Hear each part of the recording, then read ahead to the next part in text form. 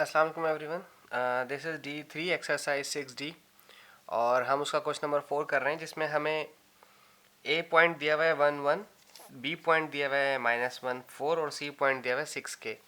1 1 का मतलब आप जानते हैं कि 1 एक्स एक्सिस का मतलब सीधे हाथ पे एक तरफ और वाई एक्सिस का मतलब upward on Y axis.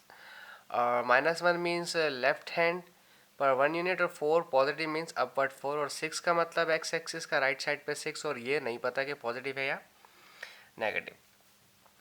Requirement यह है कि के की वैल्यू मालूम कीजिए जब ए बी यानी कि ये दोनों जो हैं इनका जो है ये परपेंडिकुलर है इस लाइन पे बी सी पे। मुझे नहीं पता कि अभी किस तरह से पॉइंट है, बट हम जानते हैं जो टी है परपेंडिकुलर का होता है उल्टा और ये इस तरह से होता है। ठीक है, सही है, उल्टा टी बनता है, सही है ना। अब लाइक ये मेरे पास हम बात करते हैं ए बी की। ठीक है, ए इस तरह से लिखते हैं, ये ए है, दिस इज़ बी और ये सी है मेरा। ठीक है जी, A B is perpendicular to B C और ये 90 डिग्री बना रहा है।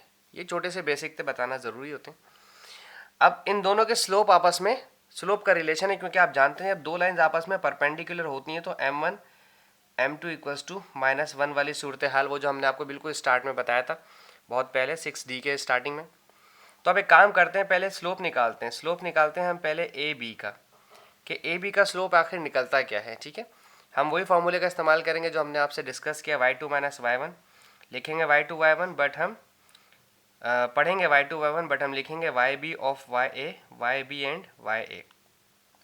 अगर अब आप फिलहाल देखें कि आपका जो b कोऑर्डिनेट है उसके y में देखें तो वहाँ लिखा हुआ है 4 माइनस, अगर आप a कोऑर्डिनेट का y चेक करें, a कोऑर्डिनेट का y है 1।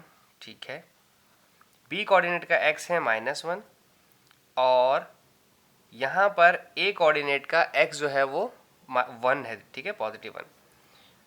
4 - 1 3, माइनस माइनस प्लस हो गया तो इट बिकम्स -2।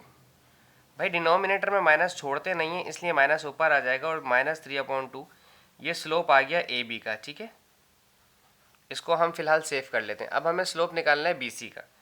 ठीक है, स्लोप ऑफ बी सी हम बोलेंगे y2 - y1, लेकिन हम लिखेंगे वही जो हम अपनी आसानी के लिए देखते हैं। ठीक है, हम लिखेंगे वाई सी और वाई बी, वाई एक्स सी और एक्स बी। ठीक है, अगर आप सी ब्रैकेट के वाई में झांकें तो वहाँ लिखा हुआ है के, और अगर आप बी ब्रैकेट का वाई देखें तो वहाँ पर सेकंड पॉइंट जो है वो 4 है।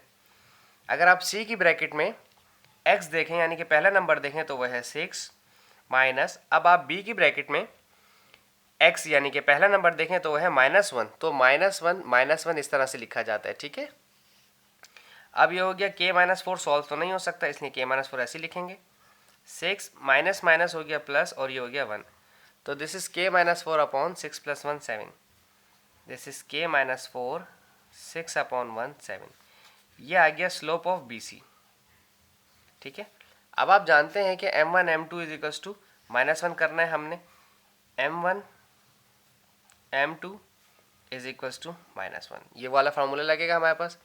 एक स्लोप हमारे पास आया है -3/2 और एक स्लोप आया है हमारे पास k - 4/7।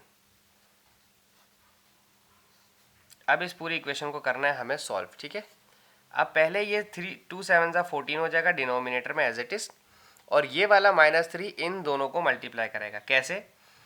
-k मल्टीप्लाई हुआ 3 से तो दिस बिकम -3k, और माइनस माइनस हो गया प्लस, 3 4 हो गया ये आपका 12 इज इक्वल्स टू -1। अब आपने क्या करना है, ये जो 14 डिनोमिनेटर में डिवाइड कर रहे हैं वहाँ जाकर करेगा multiply.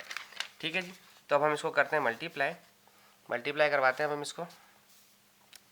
3k -3k plus 12 equals to 14, वहाँ जाके मल्टीप्लाई हुआ तो दिस बिकम -14, 14 1 जार 14। ठीक है जी, अब हम इस 12 को जो कि पॉजिटिव का 12 है वहाँ भेज के 14 के साथ सब्ट्रैक्ट करवा देते हैं। -3k, सिर्फ इस 12 पॉजिटिव को राइट हैंड साइड पे ट्रांसपोज करें, पॉजिटिव 12 बिकम्स -12। ठीक है जी, माइनस माइनस प्लस, 14 और 12 ऐड करें, 4 + 2 6 और 1 और 1 2। Sign of the bigger value 14 बड़ा है तो माइनस आएगा। This is -3k। ये वाला माइनस इस माइनस से काटा जा सकता है कब, जब यहाँ यहाँ एक ही नंबर हो, ठीक है। अभी एक नंबर अवेलेबल है और के 26 डिवाइड बाई 3, क्योंकि 3 मल्टीप्लाई कर रहा है तो वहाँ जाकर करेगा डिवाइड। अब अगर आप देखें तो 3 के टेबल में 26 से छोटा नंबर आता है 3, 8 जार 24, तो यहाँ आ गया होल में 3, 8 आ गया, ठीक है ना। 3 8 जार 24 और 24 में से 26 माइनस किया तो ओनली 2 बचा। अब इसमें पॉइंट का कोई सूरत हाल नहीं है। लाइक हमारे पास पहले जब हमने इसके प्रीवियसली क्वेश्चंस के अंदर हमने जो चीज़ की थी तो वहाँ पर हमारे पास स्क्वायर में था के जो है, तो अब यहाँ पर हमारे पास के स्क्वायर में नहीं है, तो इसलिए हमारे पास के का एक ही आंसर आ रहा है। और अगर हम इसके आंसर को वेरीफाई करने की कोशिश करते हैं पीछे बुक में, तो इन्होंने शायद ये 26/3 पे ही छोड़ दिया था, बट हमने अच्छा है चलो इसको आगे ले गए हैं, इट्स ओके। बट हमारा ये आंसर के का आ गया जो रिक्वायर्ड आंसर था। तो आई होप आपको पसंद आया होगा। अगर पसंद आई वीडियो तो प्लीज़ शेयर करें, कमेंट्स करें और प्लीज़ चैनल को ज़रूर सब्सक्राइब कीजिएगा। Thank you so much. अल्लाह हाफिज़।